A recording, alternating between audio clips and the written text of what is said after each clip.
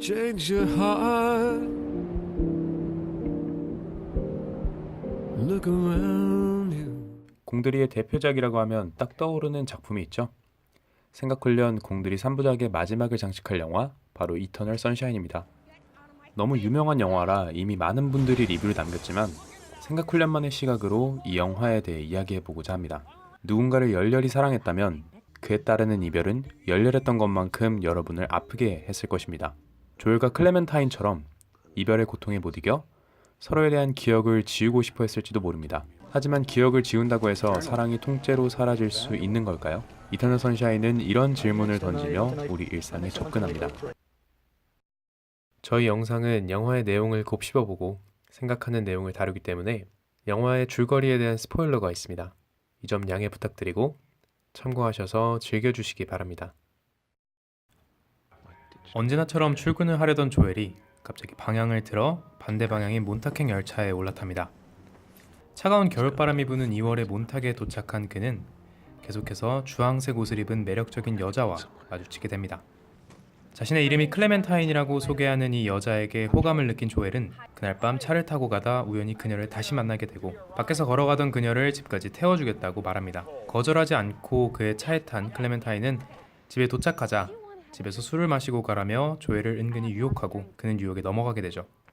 둘은 짧은 시간 동안 가까워지게 되고 클레멘타인은 조엘에게 꽁꽁 얼어붙은 찰스 호수로 가자고 제안합니다. 그날 밤 호수로 밤소풍을 떠난 둘은 빙판이 된 호수에서 누워 행복한 시간을 보내고 아침이 돼서야 클레멘타인의 집으로 향합니다. 도착한 후에도 같이 시간을 보내고 싶던 클렘이 집으로 잠깐 들어간 사이에 누군가 차의 창문을 두드리며 조엘에게 괜찮냐고 묻는데요. 영문을 모르는 조엘은 어리둥절해합니다. 이후 영화의 시간대는 과거로 돌아가 이야기가 진행됩니다. 사실 운명처럼 만났다고 생각했던 조엘과 클레멘타인은 과거 연인 관계였습니다. 클렘과 심하게 싸우고 난 어느 날 조엘은 화해하기 위해 그녀를 찾아갑니다. 하지만 돌아오는 건 용서와 사과가 아닌 조엘을 처음 보는 사람처럼 대하는 클레멘타인의 차가운 태도였죠.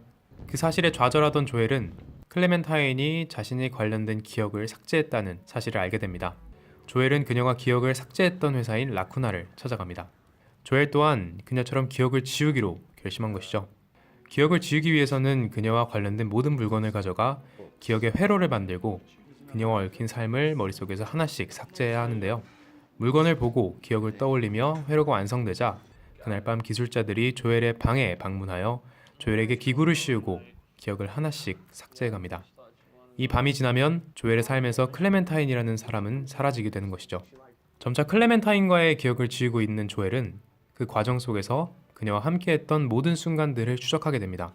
함께 밥을 먹던 기억, 서로에게 심한 말을 했던, 상처를 줬던 기억, 너무나도 행복했던 기억들. 모든 기억들이 상기되면서 조엘은 자신이 얼마나 클레멘타인을 사랑했는지를 자각하게 되자 기억 삭제를 멈춰달라고 절규합니다. 하지만 그의 머릿속에서의 절규가 바깥으로 들릴 리 없죠. 그 와중에 조엘의 기억을 지우려고 온 기술자들은 술과 향락에 빠져 정신을 못 차리고 있었고 조엘은 그 틈을 타 기억 속에서 클레멘타인을 숨기려고 안간힘을 씁니다. 하지만 기억 속에서 클렘을 숨기려고 도망치던 조엘은 결국 기술자들에게 들켜버리고 조엘의 기억 속 클레멘타인은 점차 희미해져 갑니다. 한편 기억을 지운 클레멘타인 역시 행복해 보이진 않습니다.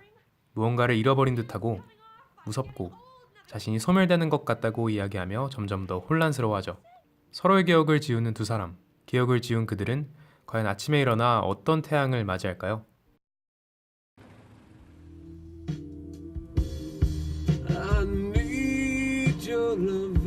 우리는 살면서 수많은 사람과 관계를 맺고 여러 감정을 느끼며 그와의 기억을 만들어갑니다. 여기서 느낄 수 있는 감정은 사랑 외에도 분노, 슬픔, 두려움, 기쁨처럼 다양할 수 있겠죠. 이런 감정을 느끼게 했던 한 사건이 있고 그것이 기억으로 남았을 때 그 사건만을 지운다고 해서 그 시기에 느꼈던 감정도 같이 사라질 수 있을까요? 비단 사랑뿐만 아니라 어떤 사건을 통해 여러분들이 느꼈던 여러 감정들은 사건과 분리되어 있는 것이 아닙니다. 보통의 경우에는 한 사건이 주는 이미지나 형상을 떠올린 후 그에 수반되는 감정을 느낀다고 생각하지만 그 반대의 경우도 존재하는 것이죠. 기억을 지운 후 클렘은 알 수 없는 불안함과 슬픔을 느끼며 괴로워합니다. 라쿠나사는 조엘과 클렘이 사랑했던 순간의 사건들은 지웠지만 그들이 사랑하는 과정에서 느꼈던 감정들은 미처 지우지 못했던 것이죠. 우리는 모두 사건에 대한 이미지가 사라진다면 그와 관련된 모든 것이 사라진다고 믿지만 그것은 착각에 불과합니다. 사랑 역시 어떤 대상과의 감정과 사건이 결부되어 있는 복잡한 것이기 때문에 사건의 삭제가 곧 사랑의 소멸을 의미할 수는 없습니다. 좀 더 다르게 표현하자면 기억이란 사랑 위에 한곁 덧입혀진 것이기 때문에 기억을 지운다는 것은 그저 사랑을 덮고 있던 한 껍질을 벗겨내는 것에 불과하다는 것이죠.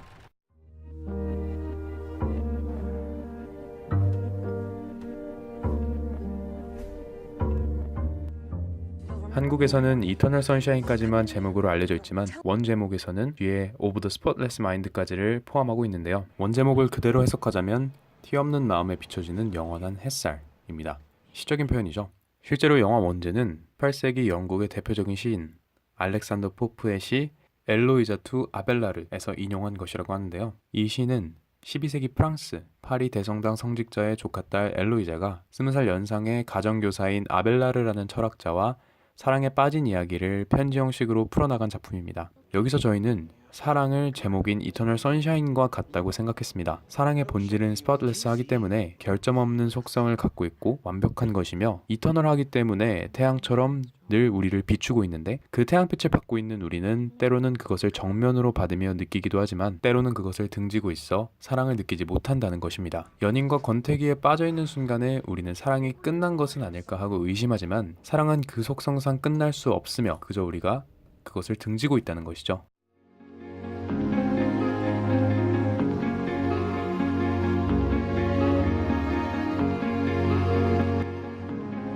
영화 속 두 주인공만 봐도 누구에게나 영원히 지우고 싶은 기억과 감정이 존재한다는 것을 알 수 있습니다. 하지만 그 순간의 기억과 감정을 지우는 것이 과연 행복을 가져다 줄 수 있을지는 의문스럽습니다. 너무나도 아픈 한순간의 기억과 감정일지라도 쓸모없는 것은 없습니다. 모든 감정과 기억은 각자 하나의 결이고 이런 아프고 거친 결과 부드러운 결들이 모여 하나의 원형을 이룬다고 생각했을 때 순간의 아픈 기억과 감정을 지운다는 것은 완전한 사랑에 도달할 수 없음을 의미한다는 것이죠. 조엘도 클램과의 기억으로 인해 너무나도 고통스러워했고 심지어는 그것을 지우려고까지 했으나 기억을 지우는 과정에서 그녀와의 모든 순간들을 마주하고 그녀를 얼마나 사랑했는지 자각하게 됩니다. 또 그 과정에서 진정으로 성숙한 사랑을 할 준비를 하게 되죠. 조엘의 기억 속 클램과의 마지막 장면에서 조엘이 클램에게 했던 대사 인조이가 이 모든 과정을 보여주는 것 같습니다. 고통스러운 기억을 잊으려고 했으나 오히려 그 과정에서 얼마나 자신이 클램을 사랑했는지 자각하고 기억을 지우는 것을 멈추려고 아등바등했던 조엘이 마지막에서는 모든 것을 다 내려놓고 클램과의 찰나를 즐기는 모습이